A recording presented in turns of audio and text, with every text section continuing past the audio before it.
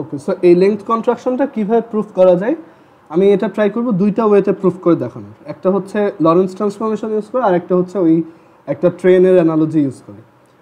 So আমরা first of all একটা তোমার এখানে লেংথ কন্ট্রাকশনটা আমরা হচ্ছে লরেন্স ট্রান্সফরমেশন দিয়ে প্রুফ করে দেখাই, মানে যেটা হচ্ছে বেশি রিগোরাস। সো সেটা প্রুফ করার জন্য আমরা আগের মতোই দুইটা রেফারেন্স ফ্রেম নিলাম। একটা হচ্ছে আমার নিজের রেফারেন্স ফ্রেম যেটা হচ্ছে স্থির এক্স অ্যাক্সিস, এটা হচ্ছে origin, Y axis, Z axis, reference frame S, আর আরেকটা রেফারেন্স ফ্রেম এই পাশে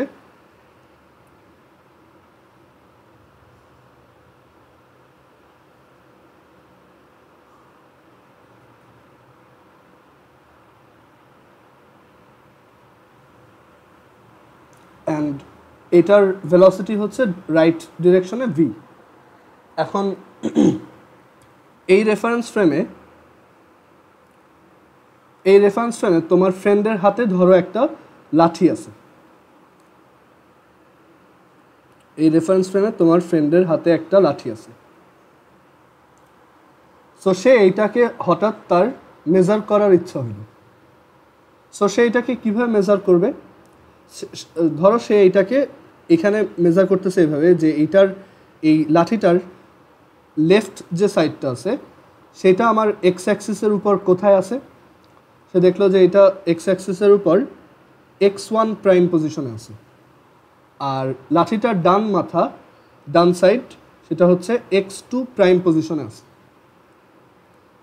তাহলে আমার লাঠিটার অরিজিনাল লেংথটা কত?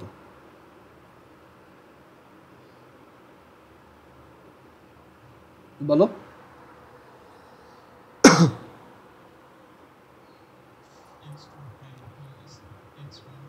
x2 prime minus x1 prime. আচ্ছা, এবার আরেকটা জিনিস একটু চিন্তা করো যে সে যদি এই জিনিসটাকে প্রপারলি মেজার করতে চায়, মানে সে কি এই পুরো দুইটা সাইড যে একটা সাইড যে x1 প্রাইম পজিশনে আছে আর একটা সাইড যে x2 প্রাইম পজিশনে আছে সে কি দুইটা একই টাইমে খেয়াল করছে না? মানে ধরো এখানে একটা তোমার ফ্লোরে তুমি একটা রাখছো, একটা লাঠি রাখছো। সো তুমি দুইটার দিকেই তাকায় দেখলা, মানে এটার বাম পাশে একবার তাকাইলা, মানে তোমার এই লাঠিটার বাম পাশে একবার তাকাইছো যে ওইটা কোন সাইডে কোথায় আছে, আর ডান পাশে একবার তাকাইছো। মানে এখানে আমরা যেটা বলতে চাচ্ছি যে তুমি দুইটা মেজারমেন্ট একই সাথে করতেছো, মানে এখানে দুইটার মধ্যে কোনো ধরনের ডিলে নাই। আচ্ছা, এক কাজ করো, তোমরা একটু আরেকবার কানেক্ট হোক আমাদের।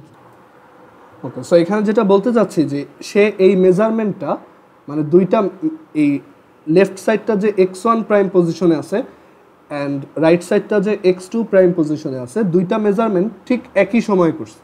আমরা জানি যে রিয়েল লাইফে একটু টাইমটা এদিক সেদিক হবে, বাট আমরা ধরে নিলাম যে তার অ্যাকচুয়ালি মেজার করার জন্য তাকানো লাগে না, সে জাস্ট ডিরেক্টলি মাথার মধ্যে ডাটাটা পেয়ে যায় যে দুইটা কোথায় আছে, মানে দুইটা এন্ড লেফট সাইড আর রাইট সাইড এই দুইটা কোথায় আছে সে ডিরেক্টলি এটা জেনে যায়।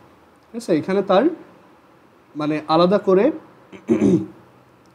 দুইবার মেজার করতে হয় না।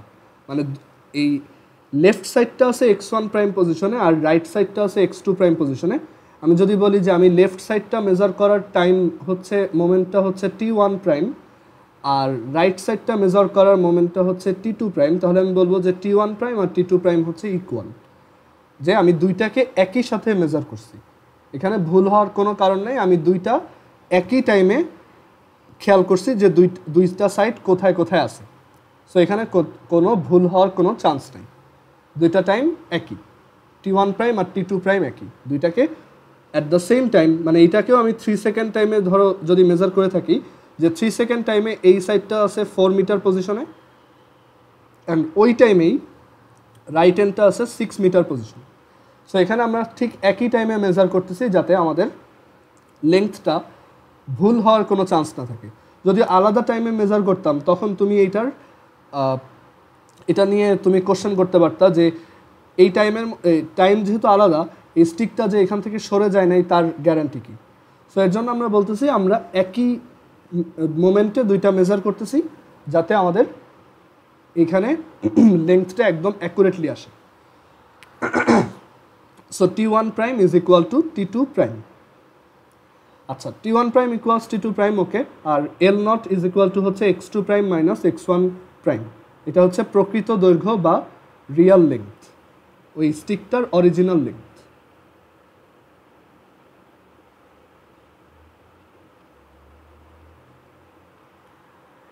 এবার আসি যে এই রেফারেন্স ফ্রেমে তুমি এইটার লেংথটা কত মেজার করবা। তুমি এইখান থেকে ওইটার লেংথটা মেজার করার ট্রাই করতেছো।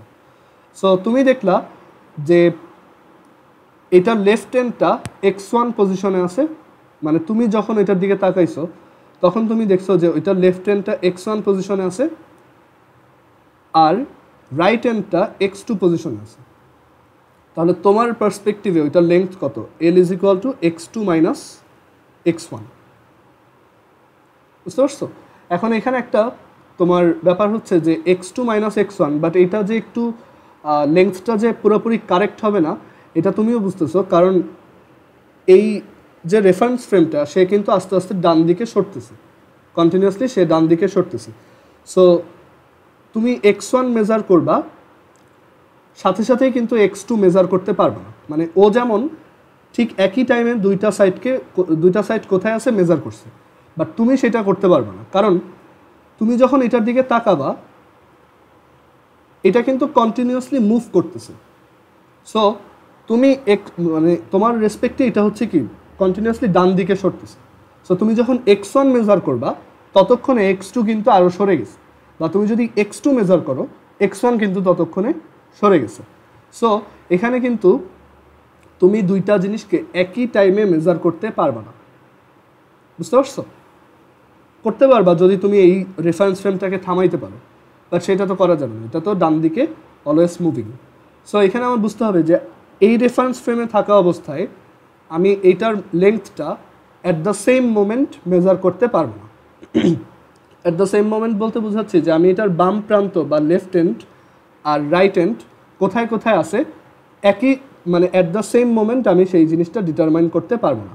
আমি যদি ধরো বাম প্রান্ত কোথায় আছে সেটা 4 সেকেন্ড টাইমে বের করলাম, তাহলে ডান প্রান্ত কোথায় আছে সেটা একটু পরে বের করতে পারবো 5 সেকেন্ড টাইমে, সাথে সাথেই বের করতে পারবো না, কারণ অ্যাকুরেটলি বের করার জন্য আমি এইটা মেজার করার যখন এটা মেজার করছি ততক্ষণে এইটা আরও ডান দিকে চলে গেছে।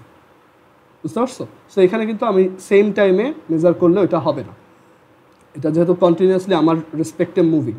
আচ্ছা, সো যেটা বলছিলাম যে l is equal to x2 minus x1 আমার পার্সপেক্টিভে। এখন আমি ট্রাই করব এই l আর এই l নটের মধ্যে একটা রিলেশন স্টাবলিশ করতে। সো কীভাবে করা যায়, আমরা Lorentz transformation, inverse Lawrence transformation সবই বুঝি এখন।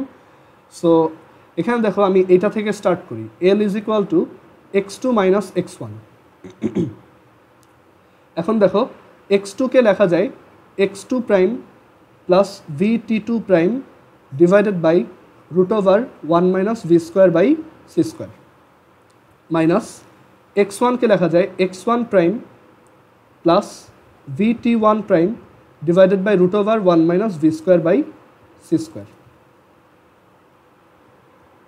অ্যান্ড দেন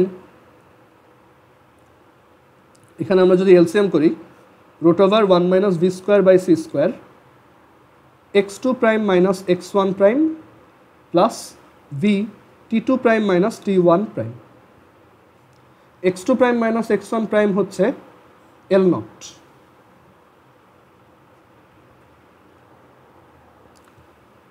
এটা হচ্ছে l নট প্লাস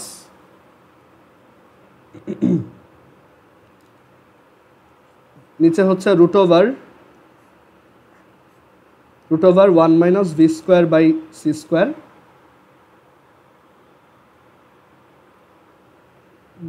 আচ্ছা একটু দাঁড়াও তো, এখানে আমি একটা ভুল করছি কোথাও, একটু দাঁড়াও।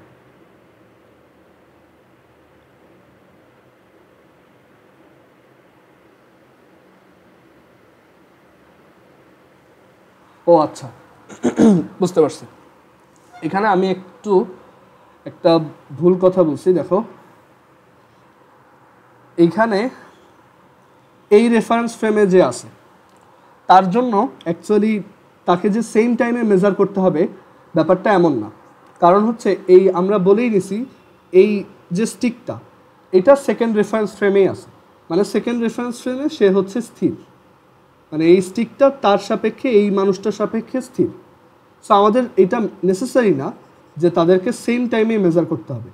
মানে আমরা এখানে যেটা বলতে পারি যে ধরো তুমি এই রেফারেন্স ফ্রেমে আসো, তোমার রেফারেন্স ফ্রেম হচ্ছে ডান দিকে মুভ করতেছে, বাট সেই রেফারেন্স ফ্রেমের মধ্যে যা কিছু আছে সব কিছু কি তোমার স্থির, তোমার কাছে স্থির। এখন তোমাকে বললো যে একটা স্টিক মেজার করো, সো তুমি কীভাবে মেজার করবা? তুমি কি করলা, প্রথমে এইটা মেজার করলা, দেখলা যে এটা হচ্ছে আচ্ছা এটা হচ্ছে আমার 2 মিটার দাগ বরাবর আছে, আর এরপর দেখলা যে আচ্ছা এই সাইডটা কোথায় আছে, এই সাইডটা আছে হচ্ছে 4 মিটার, তাহলে আমার স্টিকের লেংথ হচ্ছে 2 মিটার। তুমি এভাবে মেজার করলা। এখানে তোমার কিন্তু সেম টাইমেই দুইটা মেজার করতে হবে এরকম না। মানে আমাদের এখানে এই যে T1 prime is equal to T2 prime বলছিলাম, এটা আমাদের কিন্তু করা লাগবে না, বা এটা অ্যাকচুয়ালি আমরা কিন্তু দুইটা জিনিসকে at the same time measure যে করতে যাচ্ছিলাম সেটা কিন্তু এখানে দরকার নেই। মানে আমরা চাইলেই এখানে আলাদা আলাদা টাইমে করতে পারি, কারণ আমার এই স্টিকটা কোথাও সরবে না। আমি ওই সময় বলছিলাম যে স্টিকটা সরবে, বাট এইখানে শর্ট কন্ডিশনটাই এইটা যে আমাদের এই স্টিকটা এই জায়গাতে স্টেশনারি থাকবে। মানে এটা সেকেন্ড রেফারেন্স ফ্রেমে আমার মানে সেকেন্ড রেফারেন্স ফ্রেমে ওর রেসপেক্টে একদম একই জায়গায় থাকবে, ওইটা কোথাও নড়বে না। সো সে চাইলে আলাদা আলাদা টাইমে মেজার করতে পারে, এটা সে চাইলে আলাদা আলাদা টাইমে মেজার করতে পারে, তার জন্য এটা সমস্যা নেই, কারণ স্টিকটা কোথাও যাচ্ছে না। বাট তুমি ওর রেসপেক্টে চিন্তা করো, ও যদি এই দুইটাকে আলাদা আলাদা টাইমে মেজার করে, মানে এই দুইটা সাইডকে সে যদি আলাদা আলাদা টাইমে মেজার করে, তখন কিন্তু একটা বড় ঝামেলা লাগবে। কি ধরো সে যখন 4 সেকেন্ড টাইম ক্রস হয়েছে তার ঘড়িতে, এর ঘড়িতে, তখন সে মেজার করলো যে এই লেফট হ্যান্ডটা তার থেকে 20 মিটার দূরে আছে, অ্যান্ড সে খুব লেজি, সে সাথে সাথেই এই ডান সাইডটা মেজার না করে সে ধরো 5 সেকেন্ড রেস্ট নিছে। 5 সেকেন্ড রেস্ট নেওয়ার পর যখন 9 সেকেন্ড হয়েছে সে ডান সাইডটা কোথায় আছে সেটা মেজার করছে, কিন্তু ততক্ষণ এই স্টিকটা ডান দিকে অনেক দূর চলে গেছে। তো সে কি অরিজিনাল লেংথ মানে অ্যাকচুয়ালি লেংথটা মেজার করতে পারবে, নাকি তার ভুল হবে বলো তো?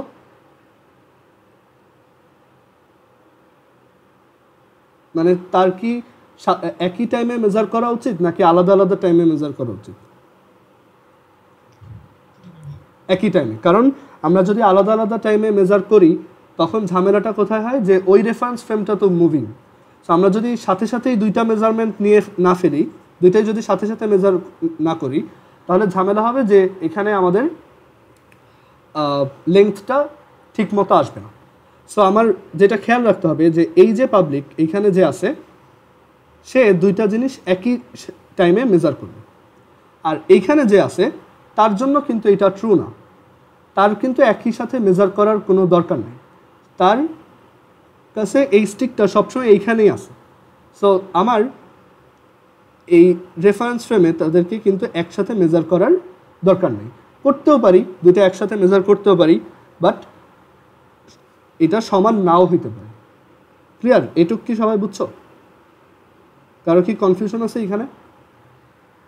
আগের বার আমি একটু উল্টা বলে ফেলছিলাম, সরি, ওইখানে একটু আমি ভুল এক্সপ্লেনেশন দিয়েছিলাম, বাট এবার দেখো এবার জিনিসটা ক্লিয়ার কিনা, যে এই রেফারেন্স ফ্রেমে যে আছে সে যদি এই স্টিকটার লেংথ মেজার করতে চায় দূর থেকে, তার কিন্তু অবশ্যই একই সাথে মেজারমেন্টটা করে ফেলতে হবে, আদারওয়াইজ এই স্টিকটা যেহেতু কন্টিনিউয়াসলি ডান দিকে যাচ্ছে সে কিন্তু ভুল মেজার করবে যদি সে সাথে সাথে একসাথে মেজার না করে। আর এ যে আছে ওর জন্য এটা কোনো সমস্যা না, ও আলাদা আলাদা টাইমেও মেজার করতে পারে, কারণ ওর রেসপেক্টে এই স্টিকটা সবসময় স্টেশনারি, এটা মুভিং না। ওকে, সো আমরা এখান থেকে তাহলে বলতে পারি যে L is equal to x2 minus x1 R t1 equals t2, R L not is equal to x2 prime minus x1 prime R t1 prime not equals t2 prime। এটা যদিও তুমি দেখবা না কোথাও লেখা থাকে ওরকম, কারণ এগুলো একটু বোঝানো টাফ, সো এর জন্য এটা লেখে না, বাট আমি এখানে বলে দিলাম যে টাইমটা কিন্তু এখানে ডিফারেন্ট হতে পারে। এখন এখানে আমরা L নট আর L এর মধ্যে একটা রিলেশন স্টাবলিশ করব। সো আমরা এক কাজ করি, L not is equal to x2 prime minus x1 prime, এটা থেকে স্টার্ট করি। আমরা লরেন্স ট্রান্সফরমেশন ইউজ করতেছি। অ্যান্ড এখানে x2 প্রাইমকে লেখা যায় x2 মাইনাস vt2 divided by root over 1 minus V square over C square minus x1 minus vt1 divided by root over 1 minus V square by C square root over 1 minus V square by C square x2 minus x1 minus V t2 minus t1। x2 minus x1 হচ্ছে l, so এখানে আমরা লিখব l minus V t2 আর t1 হচ্ছে equal, কারণ এই reference ফ্রেমে যে আছে সে অবশ্যই সেম টাইমে জিনিসটা মেজার করবে, আদারওয়াইজ তার মেজারমেন্টে ভুল হবে। সো এখানে সে এই t1 আর t2 হচ্ছে ইকুয়াল, সো এটা হচ্ছে 0। সো এখান থেকে আমরা কি লিখতে পারি, l not is equal to l by root over 1 minus V square by C square. So l is equal to মানে রিলেটিভ লেংথ, এটা কি রিলেটিভ লেংথ বা আপেক্ষিক দৈর্ঘ্য, মানে যার সামনে ওই বস্তুটা নাই সে যেটা মেজার করতেছে, মানে এ একটা মানে এ এই অবজেক্টটার একটা রিলেটিভ লেংথ মেজার করতেছে, অ্যাকচুয়াল লেংথটা মেজার করতে পারতেছে না। l is equal to l not root over 1 minus V square by C square. এখন এই টার্মটা কি 1 থেকে ছোট, তাই l নটের সাথে যখন 1 থেকে ছোট একটা টার্ম মাল্টিপ্লাই করবা তখন l এর ভ্যালু অবশ্যই l নট থেকে ছোট হবে। তার মানে তুমি যখন কোনো একটা অবজেক্টকে গতিশীল অবস্থায় দেখবা সেটা তোমার কাছে কি মনে হবে, ছোট মনে হবে। জিনিসটা কি সবাই ক্লিয়ার? এটা হচ্ছে রিলেটিভ লেংথ আর এই l নটটা হচ্ছে অ্যাকচুয়াল লেংথ বা প্রকৃত দৈর্ঘ্য। মানে তুমি যখন কোনো একটা অবজেক্ট, মানে এখানে কে গতিশীল কে স্থির এটা কিন্তু ম্যাটার করে না, এখানে যে জিনিসটা ম্যাটার করে যে তুমি যাকে দেখতেছো সেটা কি তুমি গতিশীল অবস্থায় দেখতেছো নাকি স্থির অবস্থায় দেখতেছো।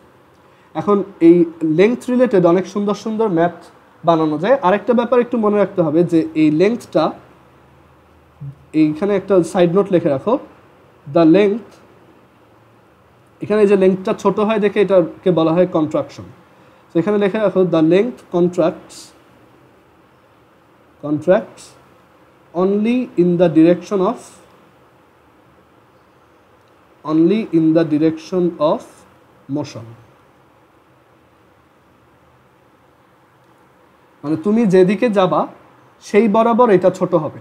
মানে ধরো এখানে একটা রকেটে করে তুমি যাচ্ছ, ঠিক আছে, একটা রকেটে করে তুমি যাচ্ছ আর এদিকে একটা লম্বা স্টিক ছিল। সো তুমি রকেটে যাওয়ার সময় এই স্টিকটাকে অনেক ছোট দেখবা। আবার ধরো এই স্টিকে কেউ একজন দাঁড়ানো ছিল, সেও দেখবে রকেটে করে তুমি যখন যাচ্ছিলা তার কাছে মনে হবে যে রকেটটা অনেক ছোট হয়ে গেছে। মানে দুইজনেই দুইজনকে ছোট দেখবে, কারণ দুইজনেই দুইজনের সাপেক্ষে কি গতিশীল। বুঝতে পারছো? আবার এরকম হয় যে ওই যে মিউ1 পার্টিকেলের কথা বলছিলাম, সো এই মিউ1 পার্টিকেলের ব্যাপারটাও অনেকটা এরকম যে মিউ1 পার্টিকেল হচ্ছে অ্যাটমসফিয়ার থেকে অনেক উপরে প্রডিউসড হয়। সো ওর যে লাইফ টাইম, সেই লাইফ টাইমে ওর আর্থ সারফেসে আসার কোনো চান্সই নেই। বাট ওর ওই যে স্পিড অনেক বেশি দেখে তার কাছে এই আর্থ থেকে তার যে ডিস্টেন্সটা সেটা অনেক কমে যায়। মানে সে এই লেংথ কন্ট্রাকশনের কারণে তার কাছে এই হাইটটা এত বেশি না মনে হয়ে অনেক ছোট মনে হয়, আর এই ছোট ডিস্টেন্স কভার করার জন্য তার কাছে ইনাফ লাইফ টাইম আছে। সো সে ইজিলি আর্থ সারফেসে ব্যাক করতে পারে। আবার ধরো তুমি কোনো একটা রকেটে করে একটা প্ল্যানেটে যাচ্ছ, সো তুমি যখন যাবা তোমার কাছে মনে হবে প্ল্যানেটটা তোমার খুব কাছে চলে আসছে। আবার প্ল্যানেটেও যারা আছে তাদের কাছে মনে হবে যে এই রকেটটা অনেক বেশি কাছে চলে আসতেছে, মানে রকেটটা অনেক ছোট হয়ে গেছে সাইজে। So length contraction actually either way কাজ করবে, মানে যে যাকে গতিশীল দেখবে তাকেই ছোট দেখবে। ধরো তুমি এখানে দাঁড়ায় আছো, তুমি হঠাৎ করে দেখলে একটা ইউএফও তোমার মাথার উপর দিয়ে খুব জোরে চলে গেছে। তুমি কিন্তু ওই ইউএফওটাকে যদি মেজার করতে পারো তোমার কাছে ওইটার সাইজ অনেক ছোট মনে হবে অ্যাকচুয়াল সাইজ থেকে, যদি তার ভেলোসিটি অনেক বেশি হয়। আর এখানে দেখো, এখানেও বোঝা যায় যে লাইটের ভেলোসিটি কেন অ্যাচিভ করা পসিবল না। L is equal to L not root over 1 minus V square by C square. এখন আমরা দেখব যে লাইটের কাছে আমাদের ইউনিভার্সটা কেমন। লাইটের ভেলোসিটি হচ্ছে সি, ধরো আমাদের ইউনিভার্স হচ্ছে এরকম এতটুক, ঠিক আছে, ইনফিনিট, বাট স্টিল আমরা এটাকে এভাবে ড্র করলাম। এখন এখানে আমরা যদি লাইটের রেসপেক্টে চিন্তা করি যে লাইট তো ট্রাভেল করতেছে এরকম ইউনিভার্সের মধ্য দিয়ে, সো তার ভেলোসিটি হচ্ছে সি। সো ইউনিভার্সের লেংথ ধরো এল not.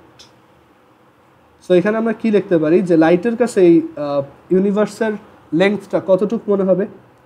L not root over 1 minus c square by C square 1। So এখানে L not into 0, that means 0। তার মানে এই যে লাইট যে পুরা ইউনিভার্সে ট্রাভেল করতেছে, তার কাছে মনে হচ্ছে সে অ্যাকচুয়ালি কোনো লেংথই ট্রাভেল করতেছে না, মানে সে পুরা ইউনিভার্সের এক মাথা থেকে আরেক মাথায় যাবে, বাট তার কাছে মনে হবে সে 0 লেংথ ট্রাভেল করছে। বুঝতে পারছো? এটাই। আর তার কাছে সময় হচ্ছে অনেক স্লো, মানে অনেক স্লো, মানে তার কাছে সময় কোনো, লাইটের কাছে তোমার টাইমের কোনো মিনিং নেই, মানে টাইম তার কাছে প্রোগ্রেস হয় না। মানে লাইট 0 সেকেন্ড থেকে স্টার্ট করছিল, এখনও 0 সেকেন্ডেই আছে, মানে তার কাছে এখনও 1 সেকেন্ডও ক্রস হয়নি। কারণ লাইটের কাছে এই যে রিলেটিভ টাইমটা হচ্ছে t is equal to t not by root over 1 minus 1, that is infinity. মানে লাইটের কাছে টাইমটা ইনফিনিটলি স্লো, মানে তার ওই 0 সেকেন্ড 0 সেকেন্ডই রয়ে গেছে, টাইমটা আর প্রোগ্রেস হয়নি। বুঝতে পারছো? সো লাইটের কাছে পুরো ইউনিভার্সের লেংথ হচ্ছে 0, লাইটের কাছে টাইম হচ্ছে ইনফিনিট, মানে টাইম হচ্ছে নন প্রোগ্রেসিং, মানে কোনো ধরনের এটার প্রোগ্রেস নাই। আর লাইটের ব্যাপারে আরও কিছু জিনিস আছে, ওইগুলো আমরা পরে দেখব ফিজিক্যাল অপটিক্স পড়ার সময়, ওইটা আবার আরেকটা চ্যাপ্টার। আচ্ছা, সো এখানে আমরা যেটা বলতেছি যে লেংথ কন্ট্রাকশনটা শুধুমাত্র যেদিকে মোশন, মানে তুমি যেই দিকে যাবা সেই বরাবর হবে। ধরো এখানে একটা লম্বা স্টিক আছে, আর তোমার রকেট দিয়ে তুমি এটার পারপেন্ডিকুলার ডিরেকশনে আসতেছো, তখন কিন্তু তুমি এটাকে ছোট হইতে দেখবা, তুমি এই লেংথটাকে ছোট হইতে দেখবা, বাট এটাকে তুমি এই বরাবর ছোট হইতে দেখবা না।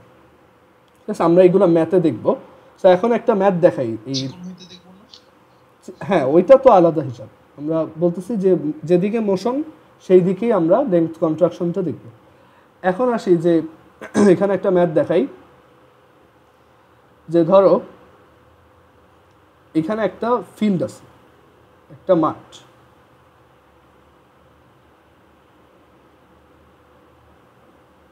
ধরো এটা হচ্ছে আমাদের বুয়েট ফিল্ড।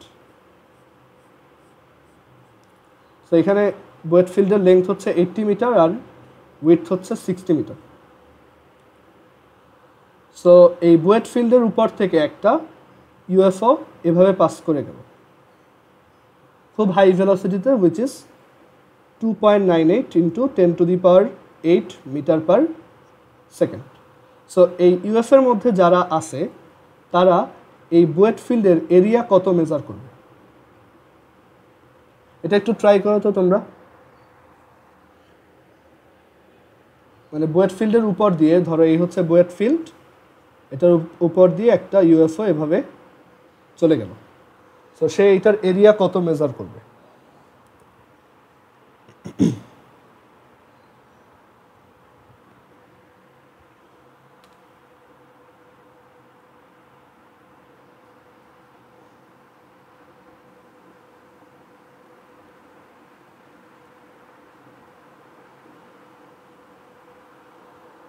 কেউ পারলে একটু বইল, খুবই সহজ ম্যাথ, বইয়ের ম্যাথ দেখো।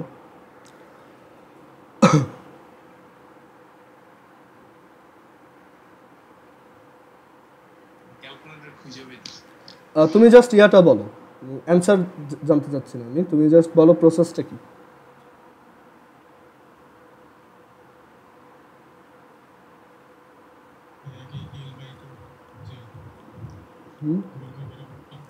হ্যাঁ, মানে 88টা,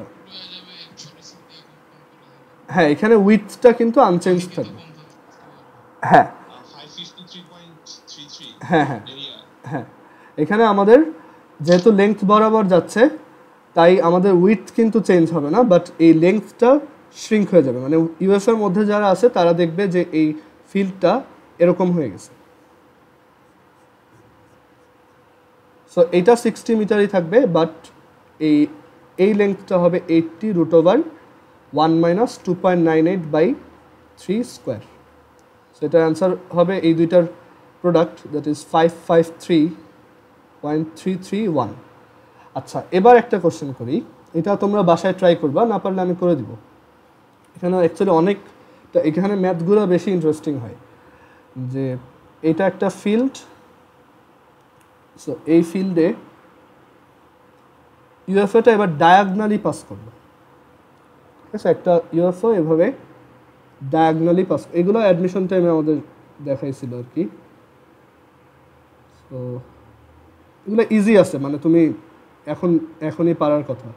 তুমি এখানে ডায়াগনালি মুভ করতেছো, সো তখন তোমার এই ফিল্ডের শেপটা এই এলিয়ানরা কীরকম দেখবে আর এইটার এরিয়াটা কত হবে, সো এটা একটু বের করবে।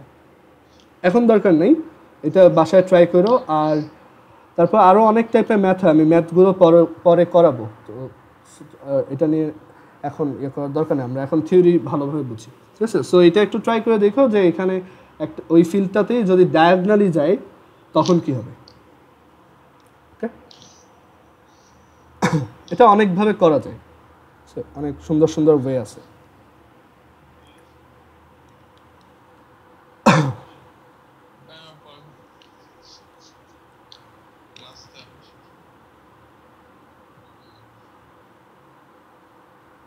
আচ্ছা, সো এখানে আমরা লেংথ কন্ট্রাকশনের ফর্মুলা শিখলাম, আর লেংথ কন্ট্রাকশন দেখলাম যে শুধুমাত্র যেদিকে মোশন সেই বরাবর কন্ট্রাকশনটা হয়।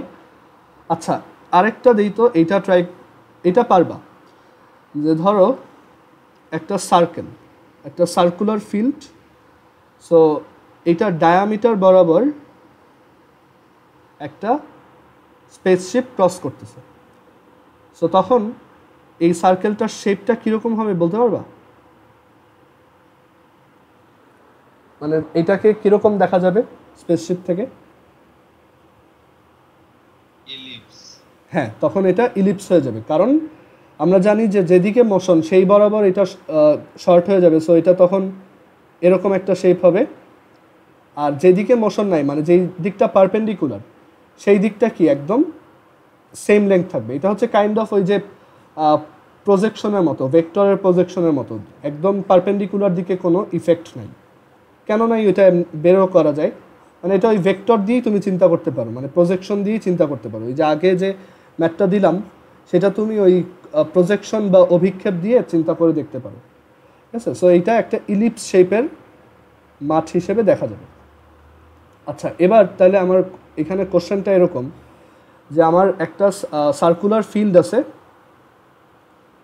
এখানে একটা সার্কুলার ফিল্ড, যে সার্কুলার ফিল্ডটার রেডিয়াস হচ্ছে 40 মিটার, এটা হচ্ছে তার রেডিয়াস। সো এটা ডায়ামিটার বা ব্যাস বরাবর যদি কোনো একটা রকেট 2.95 × 10⁸ মিটার পার সেকেন্ড ভেলোসিটিতে, বাট এটাকে এভাবে লেখা হয় যে অনেক সময় তোমার রকেটের ভেলোসিটি এভাবে দিয়ে দেয় 0.5 c, মানে লাইটের ভেলোসিটির হাফ, বা 0.75 c বা 0.8 c, লাইটের ভেলোসিটির 80%। সো একটা রকেট যদি 0.8 c ভেলোসিটিতে ডায়ামিটার বরাবর পাস করে, তাহলে তোমার বের করতে হবে এই ফিল্ডটার এরিয়া কত দেখবো, মানে ওই স্পেসশিপটা এই ফিল্ডের এরিয়া কত দেখবে। আচ্ছা, এলিপসের এরিয়া বের করার ফর্মুলা মনে আছে কারো? একটা এলিপস যদি এরকম থাকে, না ইন্টিগ্রেশন করে তো আমরা একটা ফর্মুলাই বের করছিলাম যে একটা ইলিপসের এটা যদি এ হয়, এটা যদি বি হয়, তাহলে ইলিপসের এরিয়া হচ্ছে πAB। আর সার্কেলের ক্ষেত্রে এ আর বি ইকুয়াল হয় দেখে ওইটাকে আমরা πr² লিখি। ওকে, আচ্ছা, সো এখানে আমার যখন এটা মানে কম্প্রেসড হয়ে যাবে, লেংথটা যখন কম্প্রেসড হবে, তখন এ কত হবে? এ হবে এই অরিজিনাল ডায়ামিটারটা, অরিজিনাল রেডিয়াসটা, এইটুক 40 মিটার। আর বি কত হবে? বি হবে এই যে যেটা এইদিকে কম্প্রেসড হয়ে গেছে, মানে এখন এটা কি একটা ইলিপস হয়ে গেছে, তো সো এখন এটা একটু কি কম্প্রেসড এরকম এইটুক। সো এই বিটা কত হবে? 40 রুট 1 মাইনাস 0.8 স্কোয়ার। সো আমাদের এরিয়া হবে পাই 40 ইন্টু 40 রুট 1 মাইনাস 0.8 স্কোয়ার। বুঝছো? সো এইভাবে আমরা ইলিপসের এরিয়াটা বের করতে পারি।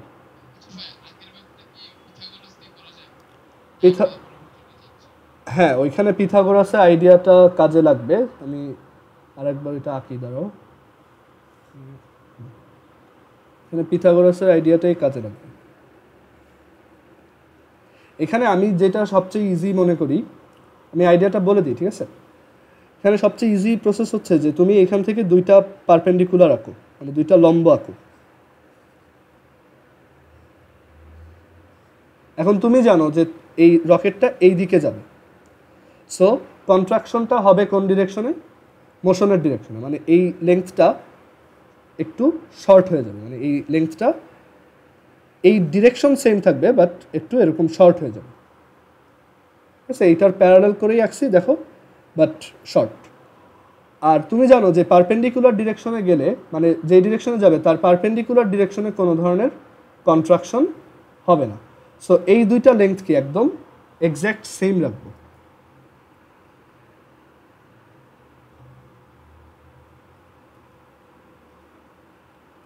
সো এখন একটু চিন্তা করে দেখো তোমার শেপটা কীরকম মনে হচ্ছে, যে এখানে এই শেপটা দেখতে কীরকম হবে? হ্যাঁ, একটা প্যারালেলোগ্রাম পাওয়া। আর এখানে আরও কিছু ক্যালকুলেশন আছে যে এই লেন্থটা কত, তারপর এই লেন্থটা কত, এইগুলো প্রত্যেকটাই তো শ্রিঙ্ক হবে। শ্রিঙ্ক হওয়ার পর এই লেন্থটা কত হবে, এই লেন্থটা কত হবে, ঠিক আছে? সো এখানে অনেক ক্যালকুলেশনের ব্যাপার আছে। সো একটু নিজেরা ট্রাই করো। আমি এখানে ডাটা তো দিয়ে দিচ্ছি যে 60 মিটার, 80 মিটার। সো শ্রিঙ্ক হওয়ার পর এটার এরিয়া বের করবো, ঠিক আছে?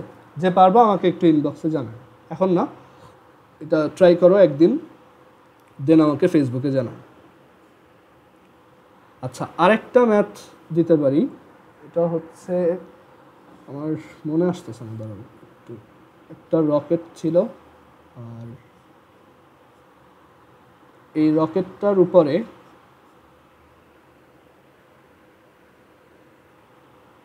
আচ্ছা, এই রকেটটার উপরে একটা ফ্ল্যাগ লাগানো, যে ফ্ল্যাগটা হচ্ছে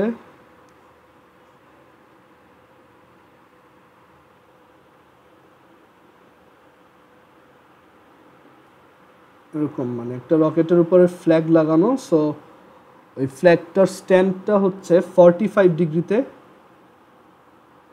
এরকম 45 ডিগ্রি অ্যাঙ্গেল করে করা, ঠিক আছে? আর ওই ফ্ল্যাগের যে লেংথ, সেই লেংথটা হচ্ছে 5 মিটার। ফ্ল্যাগ স্ট্যান্ডটার লেংথ হচ্ছে 5 মিটার। সো তোমার বের করতে হবে যে এই রকেটটা যদি সামনে, এটা একটা ম্যাথ, ঠিক আছে?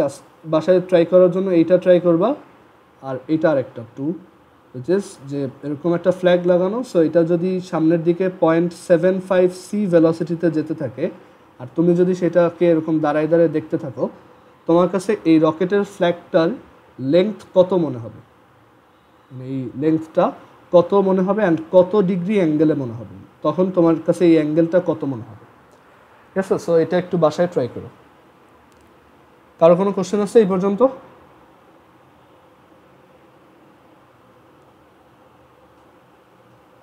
রিলেটিভিটির কোশ্চেন হচ্ছে অ্যাডমিশন টেস্টে সবসময় একটু ইন্টারেস্টিং করার ট্রাই করে, কখনোই বইয়ের ফালতু অঙ্কগুলো তুলে দেয় না। এখানে সবসময় একটু নতুন অঙ্ক বানানোর ট্রাই করে, আর দেখা যায় ওইখানেই প্রবলেমটা হয়।